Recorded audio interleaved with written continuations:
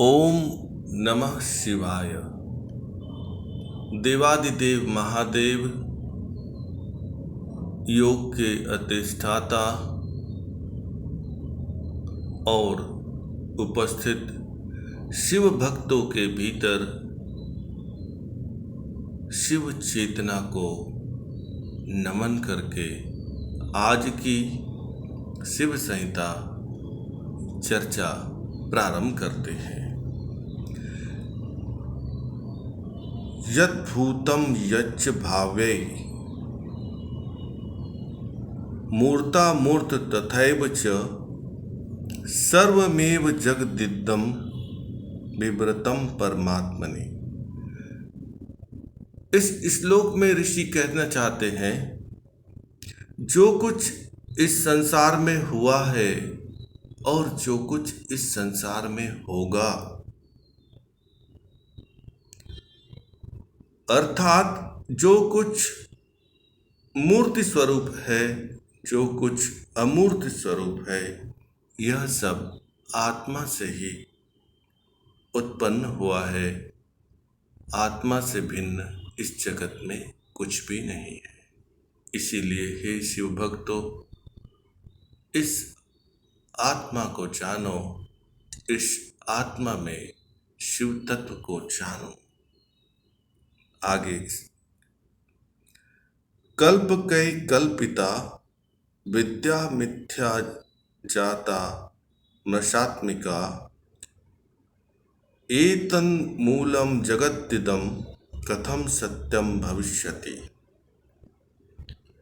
यह संसार मिथ्याभूत और अविद्या और कल्पना से बना हुआ है। बड़े आश्चर्य की बात है कि जिसका मूल ही अविद्या, कल्पना और मिथ्या हो, वह सत्य कैसे हो सकता है। अर्थात शिव सत्यम, शिव ही सत्य है। और इस जगत में शिव ही शिव है, कण कण में शिव है, क्षण क्षण में शिव है। फिर मिथ्या भ्रम के कारण, कल्पना के कारण, अविद्या के कारण जो कुछ भी जान पड़ता है, वह सब झूठ ही है, मिथ्या ही है। अर्थात कण कण में शिव को जानो, क्षण क्षण में शिव को जानो, मन को छोड़ो और शिव को जानो। एकमात्र शिव भक्ति का सूत्र है।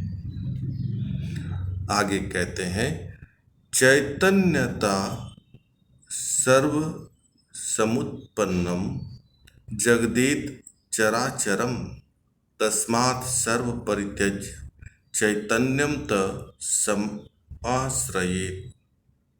केवल एक चैतन्य ब्रह्मा से, एक चैतन्य तत्व से चरायुज, अंडज, स्वेदज, उद्विज आदि सकल चराचर संसार उत्पन्न हुआ है। इस हेतु सबका त्याग केवल उसी एक चैतन्य आत्मा के आधार पर होना है, और यही चैतन्य तत्व प्रत्येक जीव में, जड़ में उपस्थित है। और वह चेतन तत्व है शिव, शिव, शिव। आगे कहते हैं, घटस्या अभ्यंतरे बाह्यो यथाकाशम प्रवर्तते तथा आत्मने अभ्यंतरे बाह्यो ब्रह्मांडस्य प्रवर्तते। जैसे बाह्य आकाश में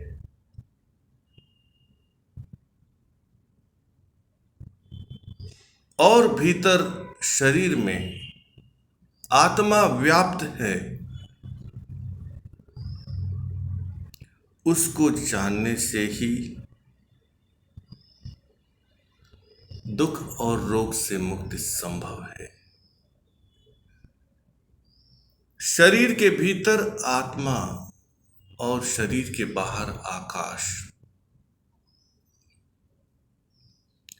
इन दोनों में जो कुछ भी उपस्थित है वह है शिव चेतना, और शिव की चेतना से भीतर का आकाश और बाह्य आकाश प्रकाशित हो रहा है।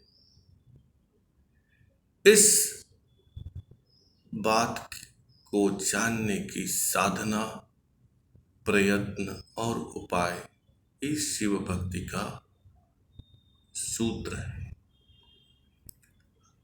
सततम सर्वभूतेषु यथा आकाशम प्रवर्तते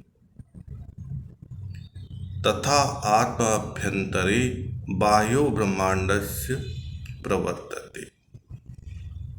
वर्तते सर्वभूतेषु यथाकाशं समन्ततः तथा आत्मा अभ्यंतरे बाह्यो कार्यवर्गेषु नित्यशः। जिस प्रकार आकाश में सब चराचर व्याप्त है, उसी तरह आत्मा में भी सब कुछ व्याप्त है। अर्थात आकाशवत सब वस्तु में आत्मा व्याप्त है। जो कण में है, जो क्षण में है, वो मुझ में भी है, आप में भी है। ऐसा भाव रखकर, ऐसा दृष्टिकोण रखकर जीवन यापन करना और इस दृष्टिकोण को रखकर साधना करना, यही शिव भक्ति योग है।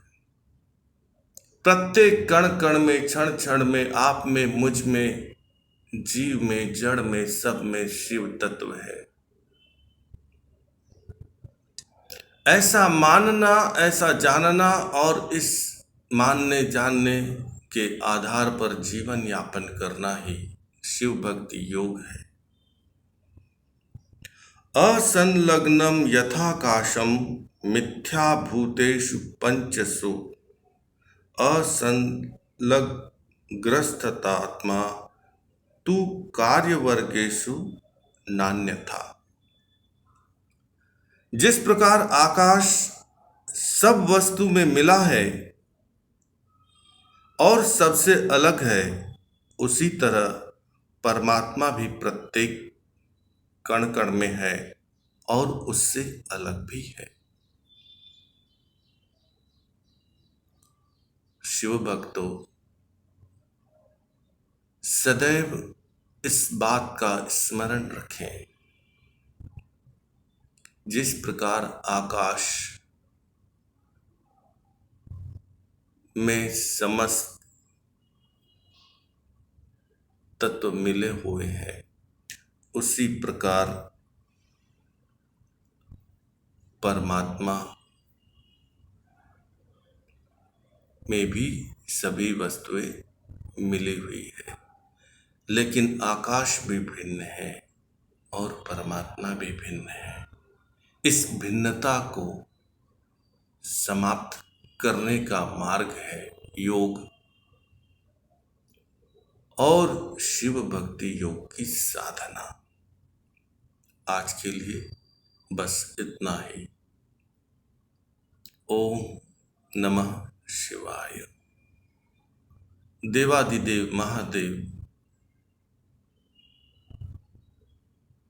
की चैतन्यता को धारण किए हुए शिव भक्तों, आपने बड़े स्नेह, धैर्य, श्रद्धा और विश्वास से मेरी वाणी को सुना, इसके लिए मैं आपका ऋणी हूँ।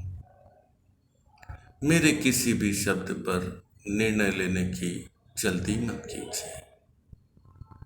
समझने की कोशिश कीजिए और जो उचित लगे उसे जीवन में उतार लीजिए। यदि न समझ पड़े तो मनगढ़ंत समझकर भूल जाइए। किसी भी प्रकार का विवाद, किसी भी प्रकार की आलोचना शिव भक्तों के लिए शोभनीय नहीं हो सकती। शिव भक्तों के लिए सब ही शिव है। क्षण शिव, कण शिव, तन शिव, मन शिव, जड़ शिव, चेतन शिव। बस इस बात का स्मरण रखें और जीवन को कर्म बंधनों से मुक्त करने का प्रयास करें। जन्म और मृत्यु चक्र से मुक्त होने का प्रयास करें। आओ महामृत्युंजय मंत्र जप करें और दुख रोग से मुक्त होने की साधना करें। नमः शिवाय।